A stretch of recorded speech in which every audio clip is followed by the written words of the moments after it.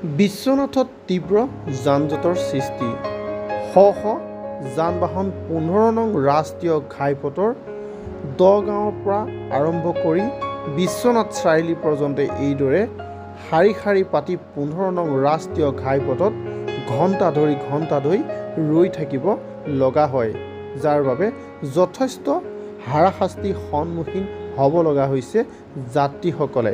ইফালে এটাই কাৰণ, পুৱতি নিশা এখন চিমেণ্ট ভৰ্তি ট্ৰাক দুৰ্ঘটনাগ্ৰস্ত হৈ বিশ্বনাথ চাৰিআলি দগাঁও বিশ্বনাথৰ পৰা গহপুৰ অভিমুখে গৈ থকাৰ অৱস্থাত চিমেণ্ট ভৰ্তি ট্ৰাকখন দ-খাৱৈত বাগৰি পৰে, যাৰ ফলত উক্ত দুৰ্ঘটনাক কেন্দ্ৰ কৰি এইদৰে ঘণ্টা ধৰি শ যান বাহন ৰৈ থাকিব লগা হ'ল 15 নং ৰাষ্ট্ৰীয় ঘাইপথৰ ওপৰত।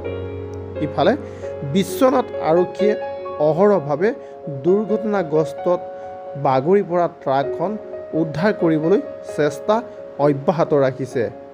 দুৰ্ঘটনাগ্ৰস্তত হোৱা ট্ৰাকখন নম্বৰ A01AC6047 12 চকীয়া ট্ৰাকখনত প্ৰায় 500ৰ অধিক বেগ চিমেণ্ট কঢ়িয়াই নিয়াৰ ফলতে এই দুৰ্ঘটনা সংঘটিত হৈছে বুলি একাংশ লোকে প্ৰকাশ কৰে।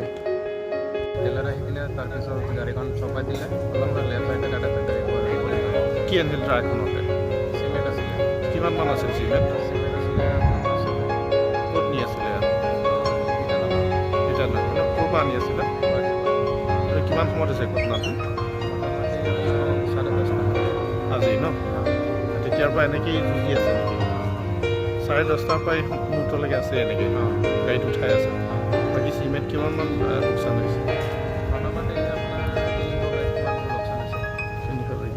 কিমান চকীয়া গাড়ী ট্ৰাক আছিল এইটো? 12 চকীয়া ন?